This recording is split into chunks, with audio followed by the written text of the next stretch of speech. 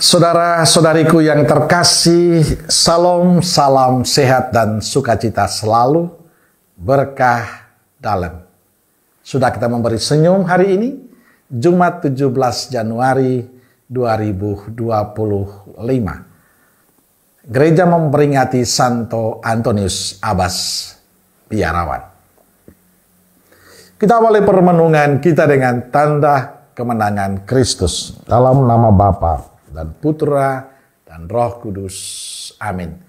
Permenungan kita diambil dari Injil Markus bab 2 ayat 1 sampai 12.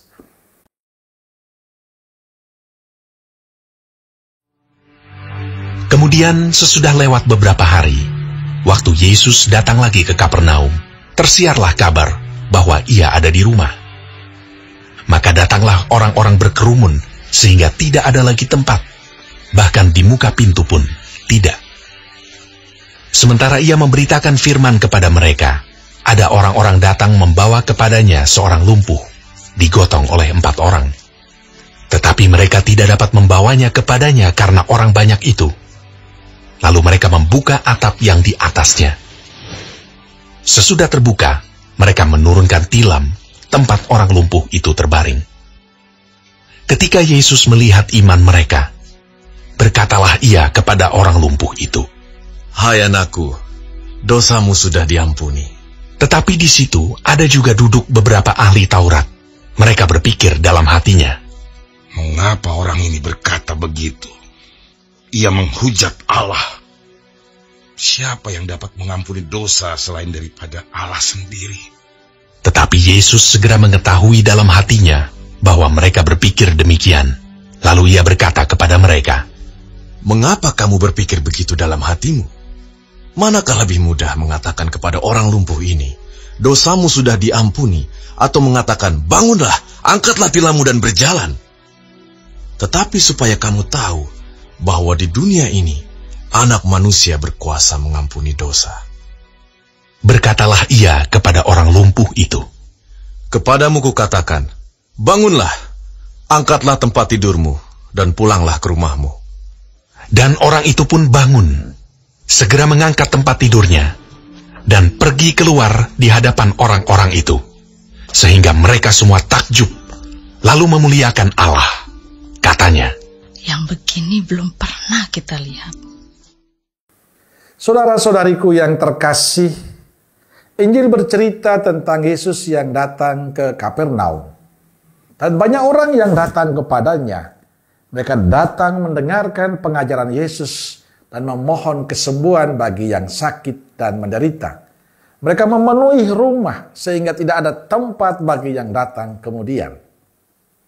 Saat itu datang juga beberapa orang membawa kepadanya seorang lumpuh. Karena tidak ada tempat untuk mereka bisa mengantar si lumpuh bertemu Yesus, mereka pun membuka atap rumah dan menurunkan yang sakit supaya ia dapat disembuhkan oleh Yesus. Yesus menyembuhkan orang itu dengan berkata, "Hai anakku, dosamu sudah diampuni." Penyembuhan itu disaksikan oleh beberapa ahli Taurat. Mereka tidak senang dengan apa yang dikatakan Yesus. Bagi mereka, Yesus telah menghujat Allah. Mengapa orang ini berkata begitu? Ia menghujat Allah. Pengampunan hanya dapat dilakukan oleh Allah. Dan apa yang mereka katakan itu benar. Namun mereka gagal memahami bahwa itu adalah penegasan dari Yesus bahwa dirinya adalah Allah dan berkuasa mengampuni dosa. Sebenarnya di tempat itulah di hadapan para ahli Taurat, Yesus sudah menegaskan bahwa Dialah Allah yang mampu mengampuni dosa-dosa manusia.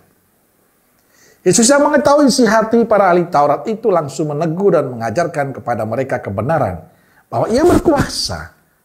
Itu ditunjukkan dengan mengatakan, "Dosamu sudah diampuni." Lalu memerintahkan orang itu, "Bangunlah, angkatlah tilammu dan berjalanlah." Itu membuktikan pada kita dan juga para ahli Taurat, Yesus berkuasa dan ia adalah Allah. Sebab yang bisa melakukan itu hanya Allah.